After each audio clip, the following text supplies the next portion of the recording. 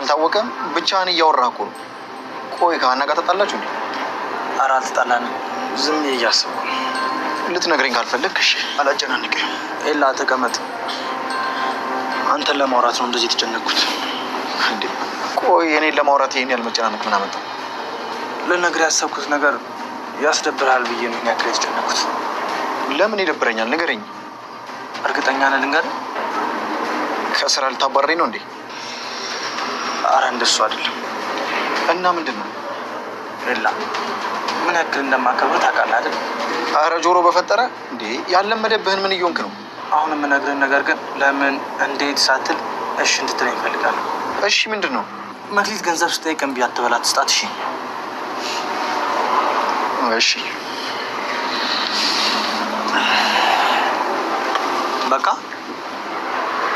በቃ ማለት እንዴት እንደዚህ ስለ ዝም ብለህ ትቀበለኛለህ ብዬ ነው። ምንም ነገር አትበለኝ አልከኝ። ቢሆንም እኔ ግን የሆነ ነገር ትላለህ ብዬ ጠብቄ ነበር። ይሄ ሱቄ እናንተ ነው። ታዲያ በእናንተ ንብረት የፈለጋችሁት እንዳታረጉ የምከለክለው እኔ ማን ነኝ? ስለተረዳኝ ግን በጣም አመሰግናለሁ። ግን ደግሞ እባክህ በክፋት አትቁጠርብኝ። ጆሮ በቃ አያሳስብም። ባይሆን የሚሰራ ስራ ስላለ አሁን ልስራ። እሺ በቃ እኔም ልውጣ። ሰላም ጤና ይስጥልን የኖላዊ ድራማ ተከታታዮች እንዴት ቆያችሁ? እኔ በጣም ደህና ነኝ፣ እግዚአብሔር ይመስገን። ሀኒ እንግዲህ ጽዳቷን በአግባቡ እየሰራችና እየተወጣች ባለችበት ሰዓት አሁን ላይ መዝሙረ እየወደዳት ይመስላል እና መዝሙረ እየተከታተላት ነው ማለት ነው። እንዲሁም ደግሞ እንዴት አደርሽ እንዴት ነሽ በሚል ሰበብ እሷን ለማናገር በሰባስባቡ እየመሰለ እየሄደ ማናገር ይጀምራል። እሷም ደግሞ እየረሳይ ነው ወይ ማን ልበል ማነው ስምሽ ምናምን እያለ የማያውቃት እየመሰለ ለመግባባት ቢሞክርም እሷ ግን ይሄን ነገር አግባብ አይደለም እንዴት ረሳኸኝ ምናምን እያለች በዛው መግባባት ይጀምራሉ ማለት ነው። እንዲሁም መዝሙረም ደግሞ ሉሊት ጋር አሁን ላይ እያናደደችው እንደሆነና የሉሊት ንግግር እየደበረኝ ነው እያላት ነው። እሷም ደግሞ አመሰግናለሁኝ ምናምን እያለች እሷም ደግሞ እያመሰገነች ነው። ምክንያቱም ያመሰገነችበት ምክንያት ምንድነው? ሉሊት እያንገራገረቻት ባለበት ሰዓት አሁን ላይ መዝሙረ ለሀና ነፃነት እየሆነላት ነው እንትን እያለባት ነው። እንግዲህ እሷም አመሰግናለሁ ያለው በዚህ ነው። እሱም ደግሞ አመሰግናለሁ ስትለውና ይሄን ያስትጨነቅ ደግሞ መዝሙረ በጣም ይሄን ያህል ሉሊት ክፉ ሰው ናች ማለት ነው ወይ? ይሄን ያታስፈራለች ማለት ነው ወይ? አትጨነቂ ካሁን በኋላ እንኳን አግዝሻለሁ እያለት ነው ማለት ነው። እንዲሁም ደግሞ ሀኒ እሷ ይሄን ያህል መጥፎ ሰው አይደለችም፣ ግን ምንም አትልም እያለች ነው። ምክንያቱም ይሄ ስለፈራች ነው እንደዚህ የምትለው። እሱም ደግሞ እሷ መጥፎ ሰው ባትሆንም ስሜታዊ ሰው ነች እያለ ይላታል ማለት ነው።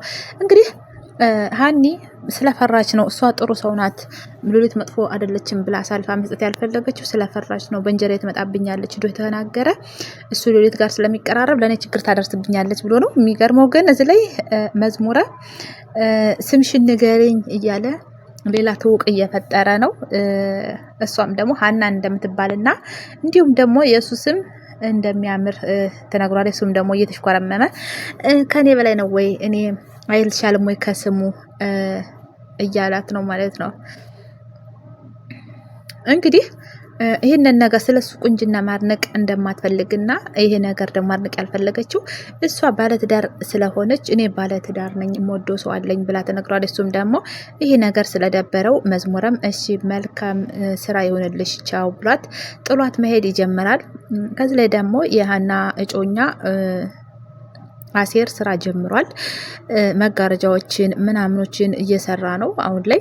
እንግዲህ ከስራው ላይ ተሰልፎ ስራውን በአግባቡ እየሰራ ነው። አጋዥም አለው፣ የወንድ አጋዥ ከጓደኛው ጋር ሆኖ ስራቸውን እየሰሩ ነው። በወጣትነት ስራ መስራት በጣም ደስ ይላልና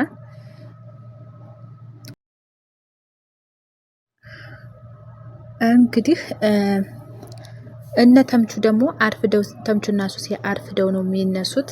ይሄ ነገር ደግሞ እንዴት እንደዚህ ተምቹና ሱሴ በአግባቡ በጧት አይነሱም? ስራ አያግዙንም? ተምቹ ጋር እኮ አብረን ነው ስራ እየጀመር ነው። ስለዚህ ለምን በጧት አይነሱም እያለ ነው።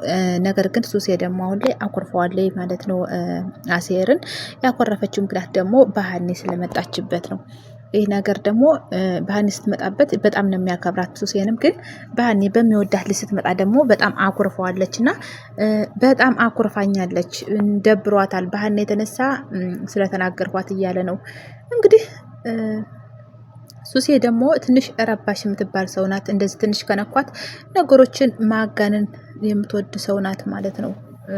ነገሮችን አጋና እንትን የምትል ሰው ናትኝ። እንግዲህ በዚህ መሀል ኤልያስም እንግዲህ ጆሮን መቶ ወርቁን አንጣ እያሉ እንትን ሲሉት ኤልያስም መተዋለሁ ይህን ሰውዬ እያለ ይገላገል እናያለን።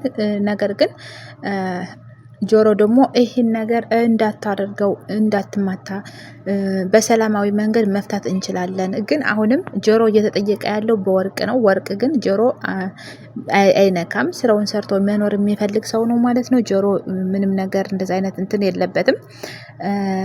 በዚህም ማል እንግዲህ